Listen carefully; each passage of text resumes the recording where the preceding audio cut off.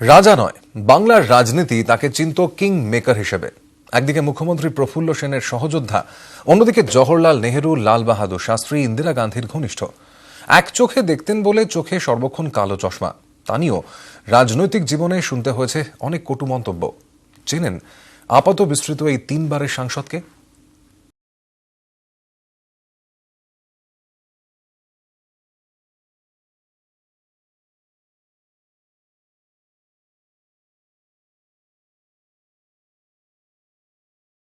লোকসভা ভোটের পারদ চড়ছে, দেওয়াল ভরছে পোস্টারে।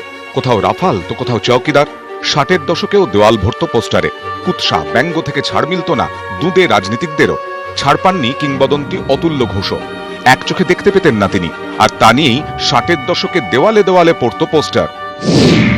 বাজারে বেগুন কিনে হলাম প্রফুল্ল, ঘরে এসে কেটে দেখি কানা অতুল্য।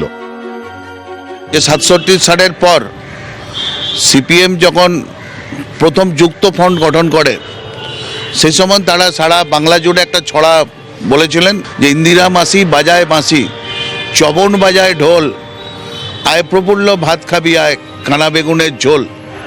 সারা বাংলার দেয়াল জুড়ে এই পোস্টার লেখা হয়েছিল এবং পরবর্তীকালে বাংলার মানুষ তার জবাব দিয়েছিলেন।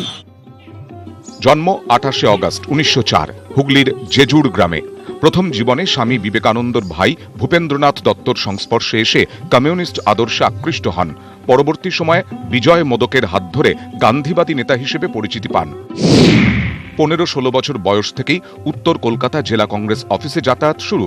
1925 সালে জাতীয় কংগ্রেসের সদস্য হন অতুল্য ঘোষ। 1930 সালে খুনের মামলায় নাম জড়ায় তাঁর।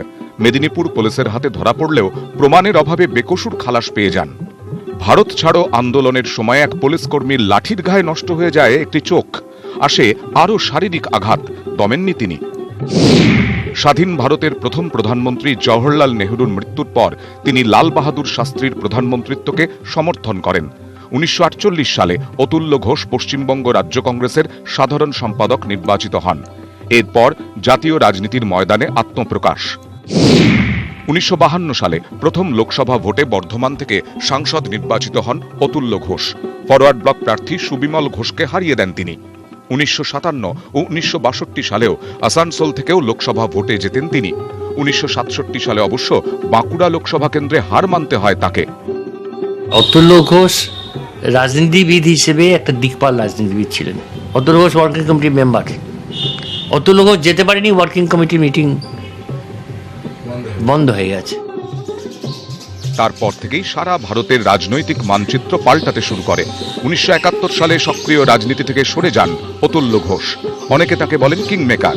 একটা সময়ে মুখ্যমন্ত্রী প্রফুল্ল সেন ও প্রদেশ কংগ্রেস সভাপতি অতুল্য ঘোষের জুটি রাজ্য রাজনীতির নির্ণায়ক ছিল।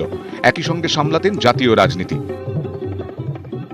রাজেন্দ্র প্রসাদের কোন ছবি, ভারতবর্ষের প্রেসিডেন্ট মারা গেছেন, তার কোন ছবি পার্লামেন্টে বসানো হবে, পার্লামেন্ট হাউসে, তাই নিয়ে একটা কমিটি হয়েছিল। আমার যতদূর মনে পড়ছে নিজলিঙ্গাপ্পা, জওহরলাল নেহরু আর অতুল্য ঘোষকে নিয়ে সেই কমিটি হয়েছিল।